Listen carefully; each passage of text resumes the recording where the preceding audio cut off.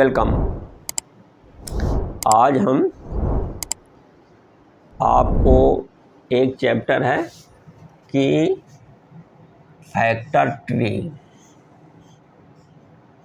कौन सा चैप्टर है? Factor tree. फैक्टर ट्री जिसको हम कहते हैं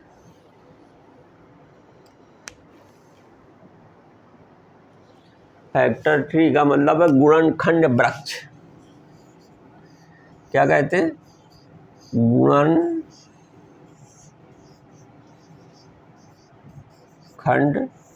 वृक्ष। ये क्या होता है गुणनखंड वृक्ष? गुणनखंड वृक्ष वो एक प्रकार की ये स्टेज है। ये एक प्रकार की स्टेज है। किस चीज़ की स्टेज है? कि जब हम संख्याओं के कोई भी संख्या दी हुई है उस संख्या का गुणनखंड करते हैं और गुणनखंड तब तक करते रहें जब तक कि हमको अभाज्य संख्या न प्राप्त हो जाए। इसके मतलब कैसी संख्या? अभाज्य। अभाज्य का मतलब होता है कि जिसके और भी टुकड़े न किए जाएं। तो जिसके और भी टुकड़े न किए जाएं तो इस प्रकार की संख्याओं को हम क्या कहते हैं? Prime number.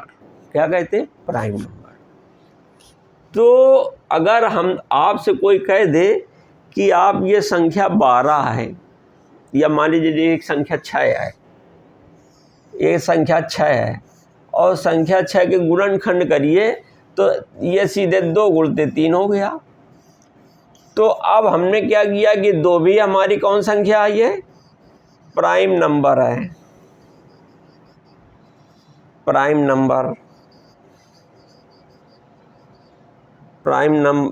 नंबर और 3 भी हमारी कैसी है? प्राइम। 3 भी हमारी कैसी है? प्राइम नंबर है।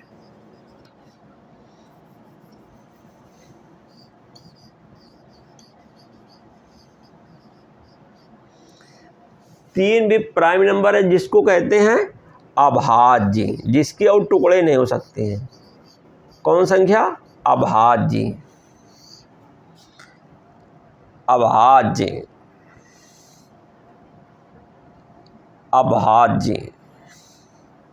अभाज्य। अभाज्य संख्या।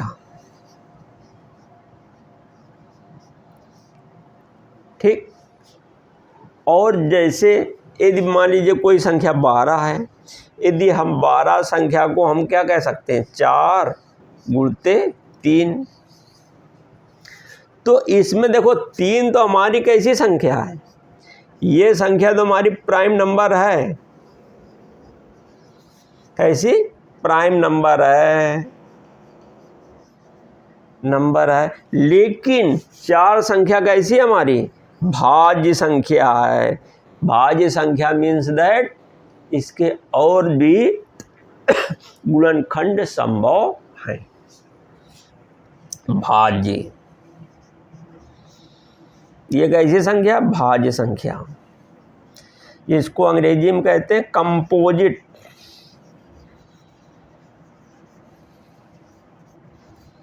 Composite number.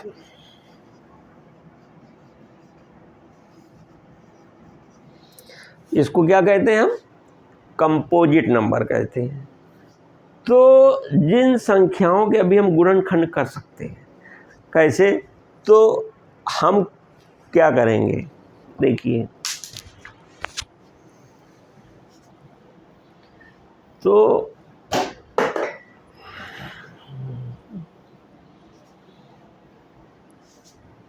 अभी हम क्या करेंगे? ये है।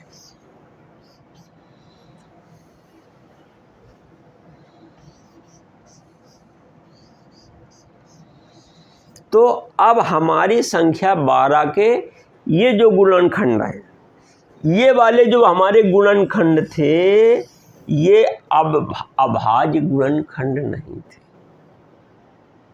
कैसे? अभाज्य गुणनखंड नहीं थे, क्योंकि ये संख्या हमारी कैसी है, ये हमारी संख्या भाज्य संख्या है, इसके गुणनखंड हो सकते हैं। अब ये संख्या, ये जो 12 है, अब इस 12 के अब हमारी गुणनखंड कैसे हो गए? अब अभाज्य गुणनखंड। अभाज्य गुणनखंड जिसको कहते हैं प्राइम फैक्टर। क्या कहते हैं? Prime factor. तो ये जब हमारे संख्या की अब ये जो स्टेज आई है 2 गुणते 2 गुणते 3, ये हमारी कैसी सी कौन सी स्टेज है? प्राइम फैक्टर हुए हैं अब इस संख्या की। अब इसके आगे संभव नहीं है। तब अब आगे जब हम एलसीएम वगैरह लेते हैं या कोई भी संख्याएं गुणनखंड करते हैं तो उसमें हम प्राइम फैक्टर ही करते हैं। अभाज्य गुणनखंड आखिरी स्टेज तक का गुणनखंड, क्योंकि इसके बाद जब इसके बाद गुणनखंड संभव नहीं है, जैसे 2 गुणते 2 गुणते 3, अब इसके आगे गुणनखंड संभव नहीं है। तब अगर मान लीजिए ऐसे ही है, लोग कह देते हैं कि आखिरी स्टेज तक को गुणा करिए। आखिरी स्टेज का गुणा करने का मतलब है यही होता है कि आप ऐसा करिए, गुणा करिए और गुणा करते करते आप क्या करिए? फैक्टर ट्री का निर्माण करिए। अगर कोई कह दीजिए एक संख्या 12 है, इस संख्या 12 के अब अभाज्य गुणनखंड करते हुए फैक्टर ट्री गुणनखंड वृक्ष का निर्माण करिए। इसका ये मतलब है कि हम अभाज्य गुणनखंड करेंगे और उन अभाज्य गुणनखंडों को हम दिखाएंगे चित्र के माध्यम से। फैक्टर ट्री का निर्माण करने का तात्पर्य यह है कि उनको चित्र के माध्यम से दिखाएं। जैसे वृक्ष में क्या होता है कि कोई चीज़ ऊपर से नीचे तक कितना लंबा होता है और ऊपर से नीचे तक आने में क्या होते हैं कि शाखाएं विभक्त होती जाती हैं। क्या होता है? शाखाएं विभक्त टूटती जाती हैं। नहीं, कोई वृक्ष ऐसा होता है और उसमें ढेर सारी शाखाएं होती हैं, तो क्या होता है कि पूरा जो वृक्ष होता है वो शाखाओं से ही मिल के बना होता है ना। तो वो जो शाखाएं हैं, वो शाखाएं हमारे क्या होते हैं? गुणनखंड का काम करते हैं। उसके जो सिरे हैं उनके सिरों में हम गुणनखंड लिखते हैं। यानी कोई वृक्ष है, यानी उस वृक्ष का है कि गुणनखंड वृक्ष कह रहा है, तो मतलब कोई संख्या लेते हैं और उस संख्या को हम शाखाओं में विभक्त करते हुए नीचे की ओर उनको हम सिरों में लिखते हैं और फिर उनको तब तक हम नीचे ले जाते हैं, शाखाओं को, शाखाएं नीचे फिर तोड़ते चले जाते हैं, फूटती चली जाती हैं, तब तक ले जाते हैं जब तक कि उनके सिरों में अभाज्य संख्या ना प्राप्त हो जाए। अब अभाज्य गुणनखंड जब तक हमें सिरों में अभाज्य गुणनखंड न मिले, यानी कि भाई गुणनखंड क्या होता है कि शाखा होती। अब जैसे उदाहरण देके बता रहे हैं कि जैसे 12 है, जैसे संख्या 12, जैसे संख्या 12 के संख्या 12 के अभाज्य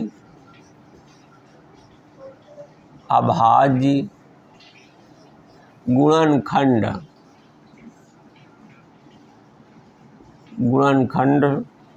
करते हुए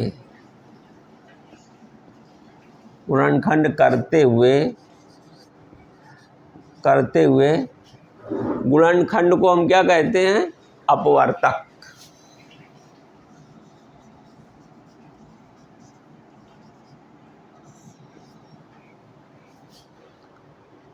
अभाज्य गुणनखंड करते हुए गुणनखंड वृक्ष, गुणनखंड वृक्ष, वृक्ष माने पेड़, फैक्टर ट्री, फैक्टर ट्री का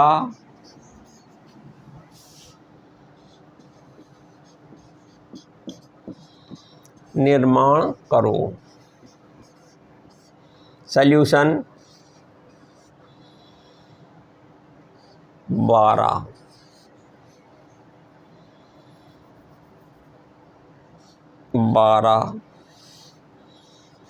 2 और ये 6।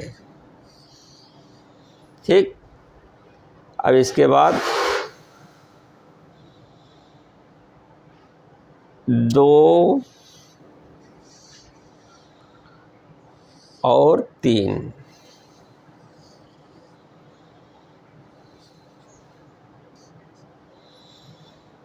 अब फिर इसके बाद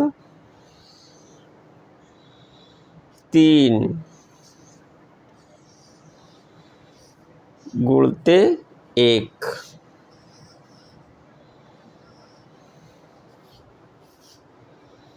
या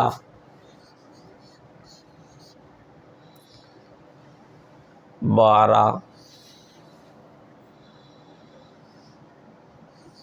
इसमें लिख सकते 3 गुणते 4, अब 2 गुणते 2। ठीक, फिर इसके बाद 2 गुणते 2 हो गया। अब फिर इसको 2 गुणते 1। ठीक, 12 के 3, देखिए 12 को 2 गुणते 6, 6 दूनी 12। अब फिर 2 के क्या किया, 6 को गुणनखंड किया, 2 गुणते 3। ठीक, अब फिर 3 को 3 गुणते 1। इसी प्रकार 12 को इस अब देखो दूसरी तरकीब ये भी है कि 12 को 3 गुणते 4 भी लिख सकते हैं। जैसे इसमें 12 को 2 गुणते 6 लिख सकते हैं, तो इसमें 12 को 3 गुणते 4 भी लिख सकते हैं। तो ये 4 के भी फिर 2 फैक्टर हो जाएंगे, 2 और 2, और फिर 2 के 2 और 1। तो ये क्या है, हमारा गुणनखंड वृक्ष है। तो गुणनखंड वृक्ष का मतलब ये हुआ कि हम संख्याओं को ऊपर से नीचे शाखाएं हैं, देखिए ये क्या क्या है हमारी, ये शाखाएं हैं, ये शाखाएं, ये शाखाएं, ये शाखाएं, ये शाखाएं, ये शाखाएं, ये शाखाएं। तो ऊपर से नीचे की ओर, सिरों की ओर ले जाते हुए संख्याओं को ऊपर से नीचे, देखो ऊपर से नीचे सिरों की ओर ले जाते हुए फिर संख्याओं को शाखाओं से, यानी संख्याओं को ऊपर से नीचे शाखाओं में नीचे ले जाते हैं। देखो संख्या 12 है, तो 12 मतलब ऊपर से नीचे की ओर शाखाओं में, ये शाखाएं हैं, शाखाओं में ले जाते हुए सिरों में इनके गुणनखंड लिखते हैं। फिर आगे फिर शाखाएं में ले जाते हुए इनके सिरों में गुणनखंड लिखते हैं।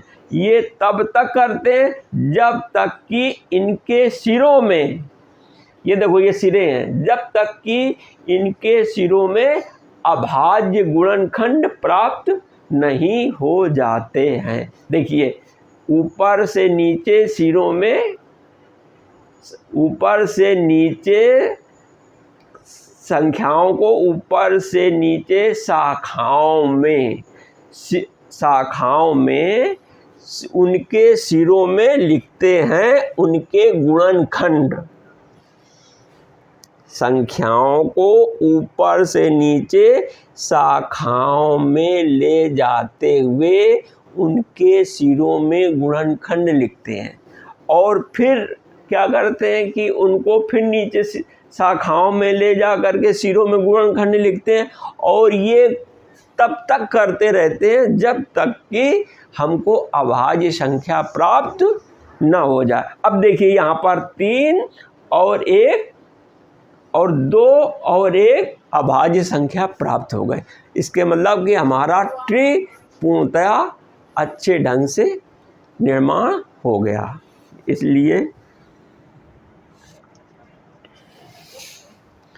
इसलिए 12 इक्वल टू 2 गुणते 2 गुणते 3 या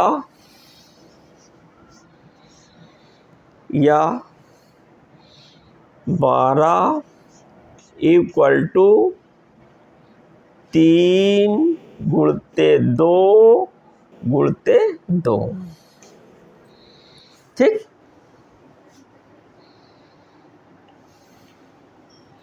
तो ये हमारा गुणनखंड वृक्ष बन गया। अब आपसे कोई कह दिया जाए कि संख्या 180 का गुणनखंड वृक्ष बनाइए। क्या? संख्या 180 का गुणनखंड वृक्ष बनाइए। तो कैसे बनाएंगे? चलो बनाते हैं भाई, ऐसे इसको भी बना दीजिए। चलिए, वही मतलब करना है कि गुणनखंड आखिरी स्टेज तक करते जाएंगे जब तक हमको प्राइम संख्याएं न मिल जाएं। अब प्राइम संख्याएं क्या होती हैं? 2, 3, 5, 7, 11, 13, 19, 23। ये इस प्रकार की संख्याएं हमारी कैसी संख्याएं होती हैं? 29। ये संख्याएं ऐसी होती हैं कि अभाज्य संख्याएं होती हैं। ठीक, जिसको हमने क्या किया था कि एक हमने जो है वृक्ष बनवाया था, वो सारणी बनवाई थी, जिसको पिछले आप एपिसोड में एक बार देख लीजिएगा।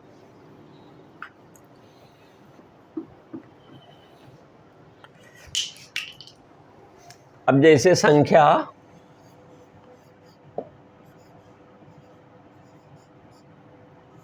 180,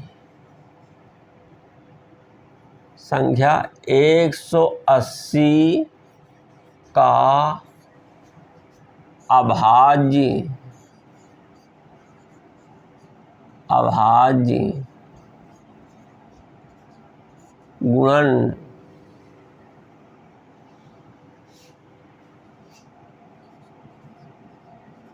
गुणनखंड को क्या कहते हैं? अपवर्तक।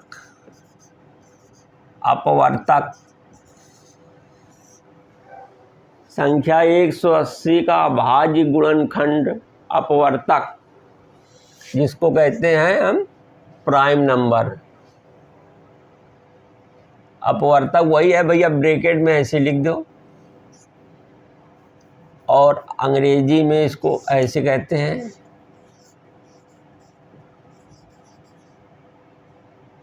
प्राइम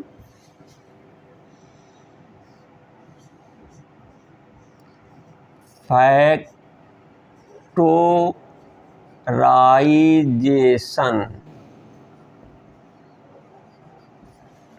संख्या 180 का अविभाज्य गुणनखंड प्राइम फैक्टराइजेशन करते हुए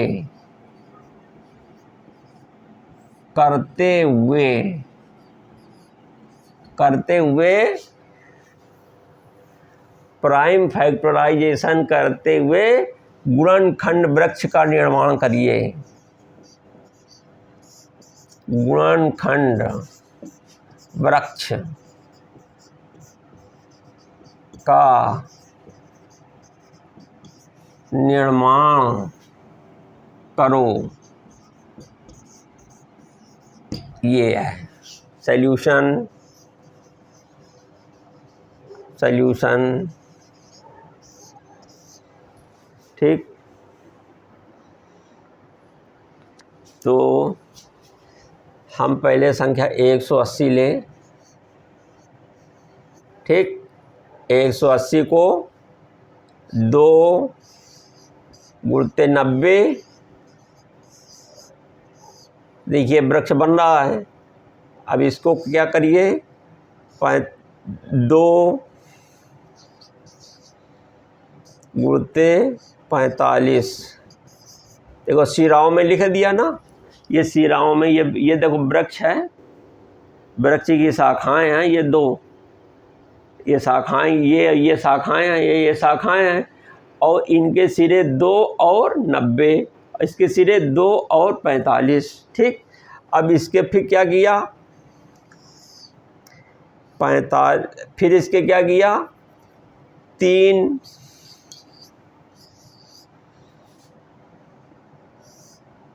गुणते 15, अब 15 के, यार 3 साहब लिखो यार, अब 15 के करिए क्या, 3 गुणते 5,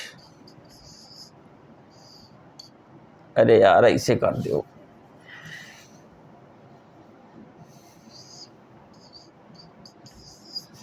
पाँच। अब इसको क्या करिए ऐसे, 5 गुणते 1,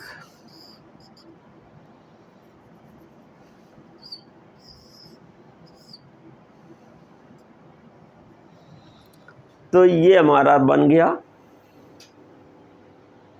ठीक, तो इसलिए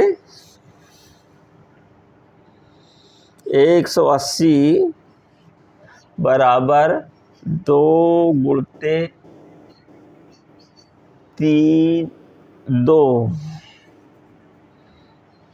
गुणते 2 गुणते 3 गुणते 3 गुणते 5, 2 बार 3, 2 दूनी 4, 3 12, 2 दूनी 4, 3 12, 3 36, पंचे 180। ठीक, ये हमारा कैसा है, गुणनखंड वृक्ष का हमने ये निर्माण कर दिया। ठीक, और हम आपकी जानकारी के तौर पे और बता दें कि ज़्यादातर लोग क्या करते हैं, यहाँ गुणनखंड का निशान नहीं लगाते हैं। बहुत लोग क्या करते हैं कि गुणा का निशान नहीं लगाते हैं, क्योंकि ऐसे कहते हैं यार पेड़ अच्छा नहीं दिखता है, तो ऐसे ऐसे कर देते हैं, तो ये इसको बराबर ऐसे कर जाते हैं, ऐसे ऐसे करते हुए लिखते चले जाते हैं, है ना। तो ये ऐसे लिख देते भी हैं। अगर कहीं भी लिखा हो और यदि मल्टीप्लिकेशन न लिखा हो, गुणा का निशान न लिखा हो, तो उसको आप मान लीजिएगा कि ये गुणा है। ठीक, आपको समझ के लिए ही ये हमने गुणा का निशान लगा दिया है। ठीक, अब चलिए आगे जो है हम गुणनखंड की तैयारी के लिए ये चैप्टर किए हैं। अभाज्य गुणनखंड ज्ञात किए हैं किसी भी संख्या के, कि गुणनखंड तब तक करते जाते हैं जब तक कि उसके अभाज्य गुणनखंड हमें न मिल जाए, है ना। आखिरी स्टेज तक गुणा करना। बाय।